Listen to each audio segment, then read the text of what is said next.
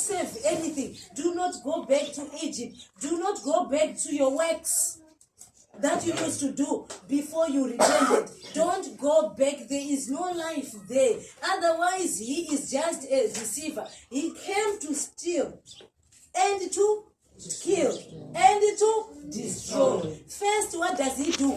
He steals from you. What does he steal? He steals the godliness in you. And then what does he do? He destroys your life. And after that, he kills you. You are done. So there is nothing good there in Egypt. Don't go back to the worldly things. Right? Moses was the one who was assigned by God. Now let's go back to our story. Let's go back to our story. This thing is taking me the other route. But anyway, God will just do whatever he wants because he knows it's his people. Now, Moses now was assigned by God.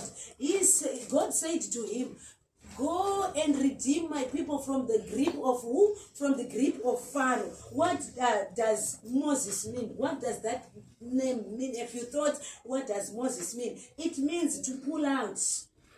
He's the one who pulls out. So his name alone was talking that he was the one who was going to pull out the children of Israel.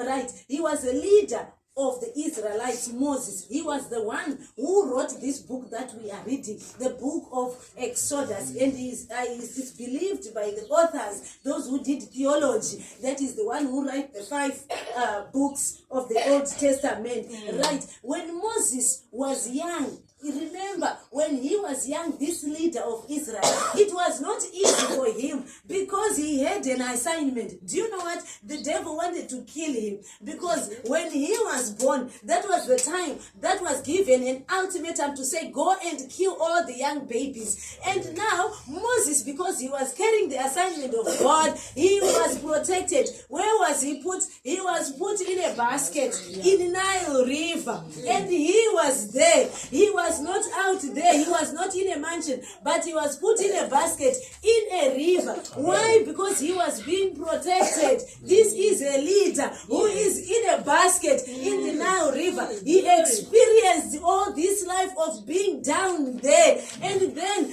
the daughter of Pharaoh saw him and he took him. Where did he took him to? He took him to his mansion. You see, he was taken from there, down the valley, and he was taken up there in the earthly standards of life. So that's why some people down the valley, up the mountain, Jerusalem is my home. Down the valley,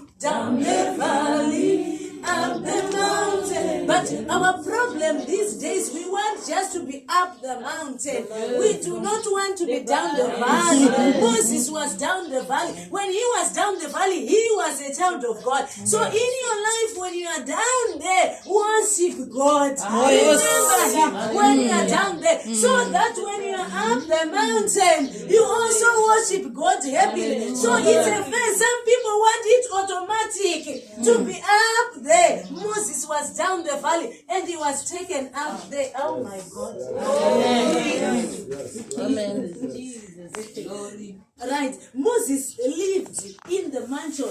He lived the life of a king. He lived the life of a what? Of a prince in the house of Pharaoh. Because Pharaoh's daughter was the daughter's king. So obvious, Moses was a prince. So whilst he was there, remember this man was carrying the assignment of God. Do you know what he did? He realized that he was not an Egyptian.